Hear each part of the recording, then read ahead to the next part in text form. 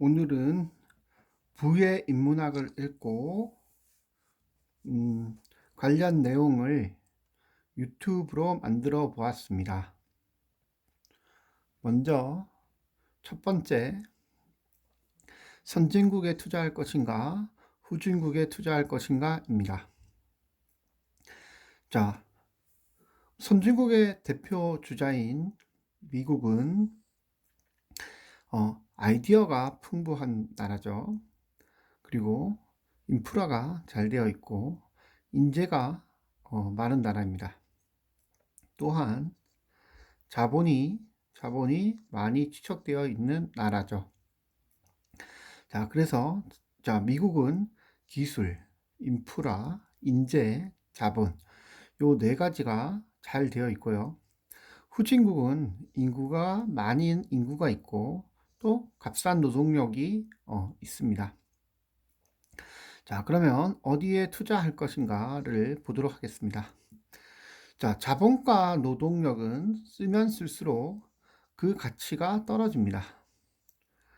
따라서 자본과 노동력이 많은 나라에 투자하는 것보다는 지식과 기술은 쓰면 쓸수록 공유하면 공유할수록 부가 더 증가됩니다. 따라서 4개의 기술이 있으면 이것을 나누면 4 곱하기 3 곱하기 2 곱하기 1은 24가 됩니다. 얘를 우리가 수학 체증의 법칙이라고 하는데 이렇게 투자의 방향성을 보면 선진국이 훨씬 유리하다고 볼 수 있습니다. 이렇게 지식과 기술이 급격하게 늘어난 것은 바로 최근 150년 내 일입니다. 따라서 선진국에 투자를 하느냐 후진국에 투자를 하느냐에 보면 당연히 선진국에 투자를 하는 것이 맞다고 볼 수 있습니다. 자, 다음 인간은 왜 무리지어 행동하는가입니다. 자, 인간은 사회적 압력에 상당히 약합니다. 대다수가 이렇게 가는 길을 소수 혼자 가면 사람들은 너는 왜 그러니? 너는 왜 삐딱하게 가니? 이렇게 좋지 않는 소리를 할 수도 있습니다. 그래서 혼자만의 결정은 쉽게 할 수가 없죠. 그래서 사람은 사회적 압력에 약하고요. 다음 서울대를 나온 이런 교수나 어떤 전문가의 말을 사람들은 신빙성 있게 생각하고 매우 말을 잘 듣는 편입니다. 다음 두 번째, 정보 폭포라고 하는데요. 우리가 다른 사람이 했던 선택을 이렇게 쭉 따라가면 시간과 노력을 줄일 수 있기 때문에 우리는 정보 폭포, 다른 사람들이 하는 대로 따라하는 경향이 있습니다. 쉽게 얘기하면 저도 그런데요. 맛집이 있으면 그 맛집을 다른 사람들이 많은 맛집을 가려고 합니다. 왜냐하면 굳이 내가 힘들여 찾지 않아도 어느 정도 일정 부분의 그 퀄리티, 질을 보장하기 때문입니다. 다음 마지막으로 사람은 이야기를 좋아하는 것, 대화를 좋아하는 것, 다른 사람들과 어울리는 것을 좋아합니다. 대체적으로 본능적으로 대화를 좋아하고 다른 사람의 입소문에 신경 쓰며 정보를 공유하려고 합니다. 따라서 인간은 다른 사람들과 무리지어 행동함으로써 자신의 실수를 줄이려는 경향이 있고요. 또 다수의 의사를 따라가려는 경향이 있습니다.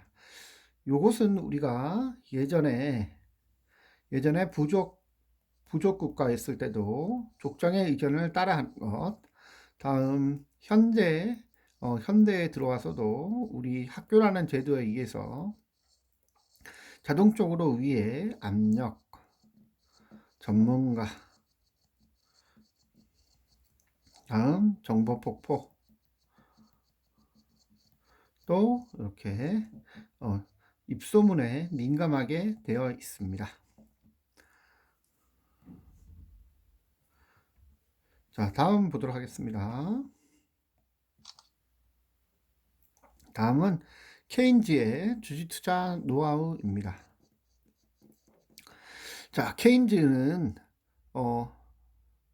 주식으로 돈을 가장 많이 벌었던 사람 중에 한 명인데요. 자, 케인즈의 주식 투자 노하우는 워린 버핏과 거의 비슷합니다. 자, 한번 보도록 하겠습니다. 자, 다수보다는 소수의 편에 서라.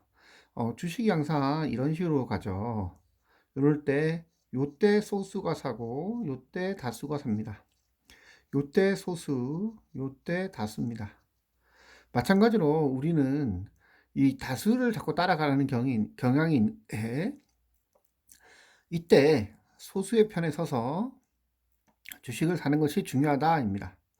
다음 많은 양의 주식을 사기보다는 집중해서 사라는 것입니다. 쉽게 얘기해서 나스닥 100을 사기보다는 나스닥 탑 10이나 30을 사고, 다음 코스피 타이거 200을 사기보다는 타이거 탁 30을 사는 겁니다. 그래서 집중해서 주식을 사는 것이 중요하다는 것이고요. 다음 우리가 장기 투자를 하는 이유는 1년 있다가 또는 3년 있다가 오를 주식은 높은 비율로 할인이 됩니다. 그래서 가까운데 금방 이렇게 수익이 날 주식은 그렇게 할인율이 높지 않고 또 쉽게 부하 내동할 가능성이 있습니다. 따라서 장기 투자, 멀리서 오래 가지고 있을수록 이득이 나는 것이 더욱 좋습니다. 그래서 장기 투자하는 것이 중요하다는 거. 네 번째, 신용대출을 하지 않는 것입니다. 은행에서 돈을 빌려서 신용대출을 이렇게 하게 되면 가장 중요한 것이 바로 불안입니다. 불안. 우리는 내일 대출금을 받아야 된다 하게 되면 정확한 판단을 하기가 어렵습니다. 삶의 여유를 가지고 바라봐야지만 바른 판단을 할 수 있겠죠. 하지만 신용대출을 하게 되면 금방 써야 될 돈이기 때문에 오를 줄 알면서도 팔게 됩니다. 다음 다섯 번째, 우리가 파도가 이렇게 왔다 갔다 하듯이 하루의 변동폭은 이렇게 무시를 하는 것이 중요합니다. 그래서 그리고 이걸 너무 신경 쓰다 보면 일도 잘 안 되고 스트레스를 받게 되겠죠. 6. 주식의 가치는 정확하게 계량하기 어렵지만 우리가 보통 PER, EPS 이걸로 우리가 계량하긴 합니다. 하지만 주식은 그 자체가 계량하기 없기 때문에 우리가 항상 추세를 잘 보고 주식 가치를 선정해야 한다입니다. 다음 경매나 이렇게 할인 주기를 이용하는 겁니다. 우리가 주식 이렇게 왔다 갔다 할 때 요 할인 주기를 사용해서 싸게 사야 됩니다. 싸게 사야지 우리가 주식을 싸게 사야지 수익이 남겠죠. 이와 같은 것을 우리가 안전마진이라고도 합니다. 그래서 안전마진이 확보된 주식을 사는 것이 중요하다입니다. 다음 마지막으로 파레토의 80대 20 법칙을 활용한 주식과 부동산의 이야기입니다. 자, 세계화가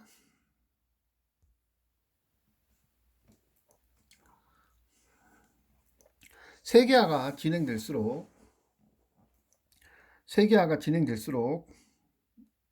여러 가지 문제가 생기는데요. 자, 중국과 인도 또 미국 생산하는 제품이 요즘은 전부 다 다릅니다. 이것은 무역 장벽과 관세가 무너졌죠. 따라서 노동자들의 경쟁은 더욱더 심화됩니다. 미국의 노동자, 중국의 노동자, 인도의 노동자, 노동자의 경쟁은 갈수록 심화되고요. 결국 1등만 살아남을 수 있습니다. 지금은 해외 직구를 많이 하죠. 해외 직구를 해서 가장 좋은 물품만 우리는 삽니다. 이것은 정보통신의 혁명으로 인해서 이제 결국 가장 좋은 것만 살아남게, 제품도 가장 좋은 제품만 살아남게 마련이죠. 다음 보시면 우리나라 집도 마찬가지겠죠. 상위 20%가 있는 곳의 집값만 지금 오르고 있습니다. 그래서 부자들이 사는 곳에 투자를 해야 된다는 것이고요. 여기서 예를 보면 성남시가 그 재개발 좀 사람이 살지 못하는 곳이 있었거든요. 근데 그 성남시 같은 경우에 요 재개발을 해서 재개발은 분당 과천에 둘러싸여 있잖아요. 그래서 부자들은 영토 본능을 가지고 있기 때문에 멀리 가기 싫어한다입니다. 그래서 이와 같은 재개발 투자 같은 것도 좋겠죠. 주식투자도 마찬가지입니다. 주식투자도 상승하는 20% 종목이 전체 수익의 80%를 차지합니다. 따라서 주식이 오른다고 바로 파는 것이 아니라 주식 추세가 꺾일 때까지는 절대 팔지 않습니다. 그래서 주식투자도 마찬가지로 상승하는 20%의 종목이 전체 수익의 80%를 차지한다 입니다. 오늘은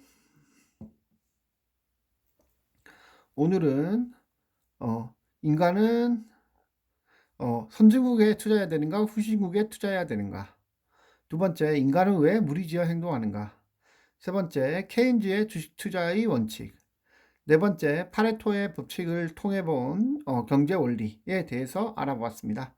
이상입니다.